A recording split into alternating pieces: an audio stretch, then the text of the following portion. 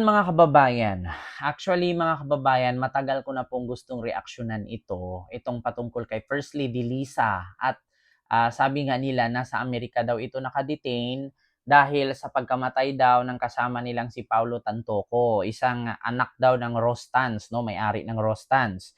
So, actually, laging pinipilit ng mga DDS na nasa Amerika daw si First Lady Lisa, nakadetain daw ito. At meron ngang video na isang lalaking kalbo na may kahawig ni Banat Bay na hindi ko alam kung alien yata ito.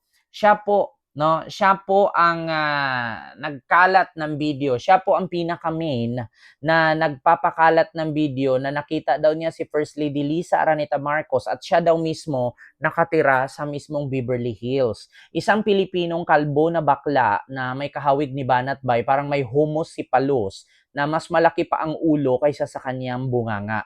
So ito po, pakinggan nyo po mga kababayan ang kanyang pag-fake news na si First Lady Araneta Marcos or Lisa Araneta Marcos ay nasa Amerika daw nakadetain dahil sa di umano'y pagkamatay daw ng anak ng may-ari ng Rosta na si Paulo Tantoco. No, dahil daw sa na-overdose daw sa paggamit ng pulburon. So ito po, pakinggan nyo. Nagkakidlay, nagkagubot-gubot na karon ng mga Marcoses. Kaya nahitabo man gud ni Lisa karon wala siya gipalupad, wala siya gipapauli sa Pilipinas kay sabi niya dito, i-translate ko, ito po ay Bisaya version ng kabaklaan. Ang sabi niya, nagkakagulo daw ang mga Marcoses kasi hindi daw pinalipad si First Lady Lisa Araneta Marcos sa Pilipinas dahil building nga ako nakita karon, I'm not going to show it, but it is where Lisa Marcos o katong tag-iya sa Arastans Gas Day dito sa Los Angeles. so meron daw siyang building na kaharap niya na hindi daw niya ibibideo na kung saan kasama daw ni First Lady Lisa si Paulo Tantoco sa Rostans na ay yung may-ari ng Rostans or anak ng may-ari ng Rostans, si Paulo Tantoco na namatay daw dahil sa overdose sa paggamit ng pulburon. Beverly Hills.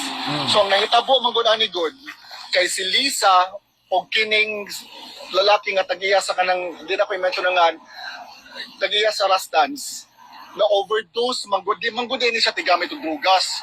Oh. So ang balita niya na overdose daw itong si Paulo Tantoco na kasama ni Lisa. Actually po mga kababayan, hindi po si First Lady Lisa Araneta Marcos lang mag-isa doon at saka itong si Paulo Tantoco, marami po sila. Ang sabi doon sa naturang event. Actually mga kababayan, ang tanong bakit nandun si First Lady Lisa?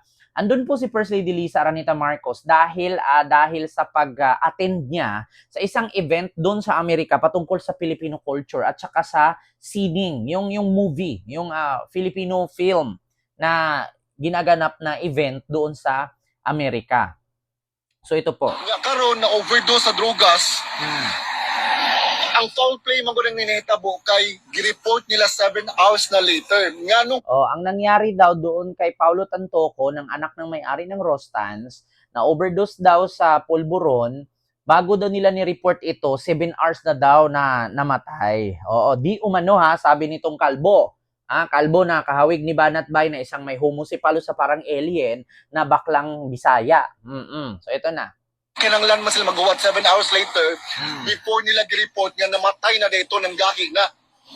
So bakit daw kailangan mag-antay ng 7 hours bago nila i-report namatay na pala't matigas na. So mo to pag uli na nila karon, imbestigahan sila, di man niya matubag. Pag uwi daw nila ni First Lady, inimbestigahan daw sila, hindi daw masagot. Kinanglan man sila itasog kanang if they were under the influence of drugs. So kailangan daw silang i-test kung under influence of pulburon daw. Pero nagkagidline na sila. So sa paniog yun na diri karon sa Tibok, Los Angeles, especially sa kanang Filipino community here in the Beverly. So kumakalat na daw niyan ngayon sa Los Angeles, especially daw sa mga Filipino community. Yung patungkol nga daw sa pagkatsugi nitong ni Paulo Tantoco na anak na may-ari ng Rostans kasi na-overdose daw sa pulburon. Beverly Hills area? Dyan sa Beverly Hills area daw. Couple of blocks away from where it happened. So, napaniog siya. So, muna karon gaba na ninyo mga Marcoses, mga putang ina kamo. So, karma na daw mga Marcoses at putang ina kamo, sabi niya. Actually, this guy, sa mga hindi po nakakaalam, no, kung sino man po siya, dapat po siguro i-report po natin siya sa embahada ng Pilipinas diyan sa Amerika para sana, 'di ba? Para ma-interview at masabi kung ako po yung nananawagan sa consulate, no, or consulate ba ang tawag diyan ng Pilipinas diyan sa Amerika, or Philippine Embassy diyan sa Amerika.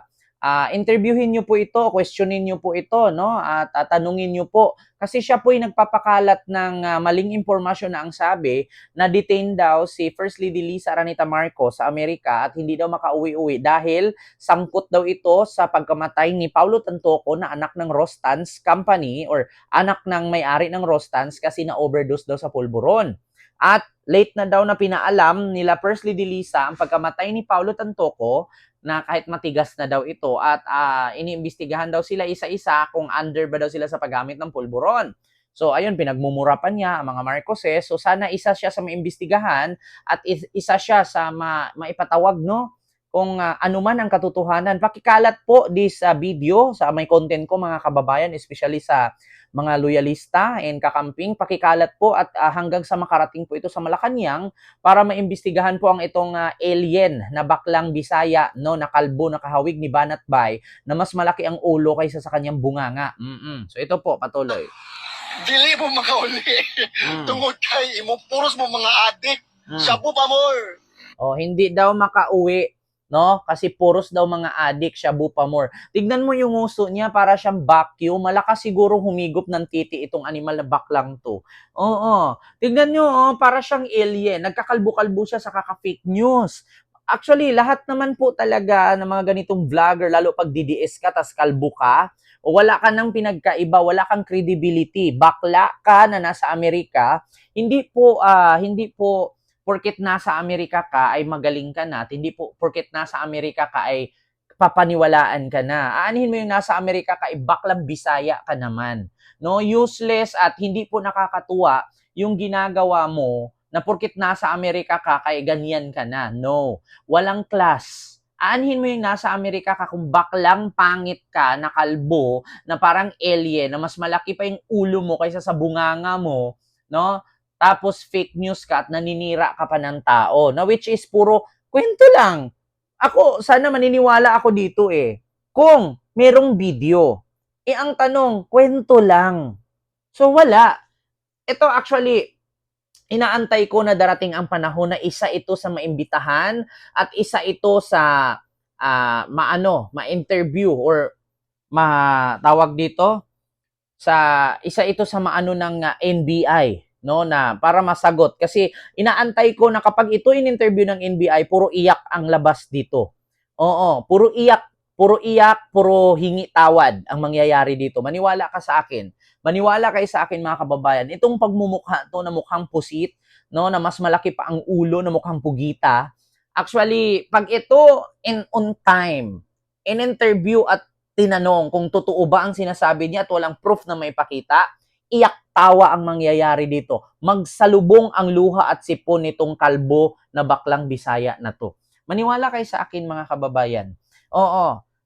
Pag ito inimbestigahan at hingian ng pruweba na kung walang maipakita, ang luha at sipon dito magsalubong. Maniwala kayo sa akin. Kung ito mukha siyang alien, no? Pag ito na interview at walang mailabas na pruweba, magmukha itong mammals.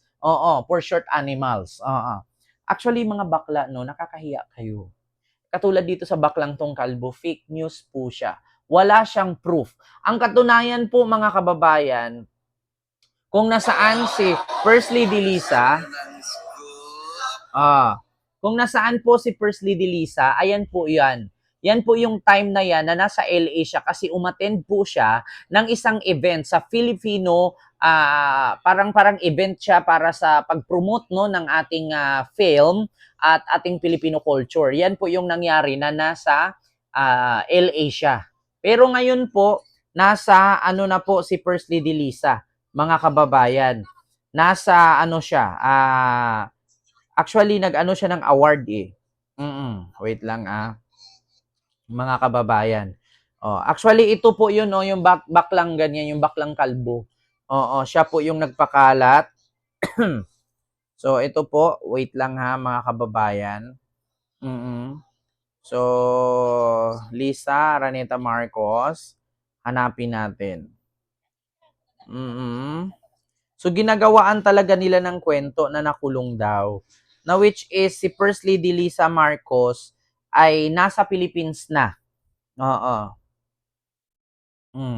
So, wait lang nga, hanapin ko ha, mga kababayan. So, ito po, sa mga hindi po nakakaalam, si First Lady Lisa Araneta Marcos ay nasa Philippines na po siya at siya po mismo ang nag-abot ng parangal na kung saan ito po ay Inspiring Filipina. Ayan po yung mga nagbibideo. So, nasa Philippines po si First Lady Lisa. And kung nakita nyo naman po, ayan po, sa Go Negosyo, nasa Philippines na po siya. So, wala po siya sa Amerika. Sa mga fake news po na mga DDS vloggers. Ayan. So, ayan po sila. Kung nakita nyo naman po, oo, nasa stage po siya. Actually, nasa ano to siya eh, I think sa mall, sa Wangfu. Oo. Actually, ano siya, awards to eh. News Award ba to? Inspiring Filipina Entrepreneurs. Ayan, award. So, si First Lady Lisa po yan. O, sa mga hindi po nakakaalam, so nasa Philippines po siya. Yun po ang katotohanan. Huwag po kayo maniwala sa mga nagpapakalat na katulad ng baklang kalbo na parang alien, ang mukhang pugeta. Oo, sana maimbestigahan po siya at maglabas siya ng statement niya at proof na may ipakita niyang nasa Amerika pa si First Lady Lisa. So yun lang po mga kababayan, maraming salamat and see you next vlog. God first. Thank you.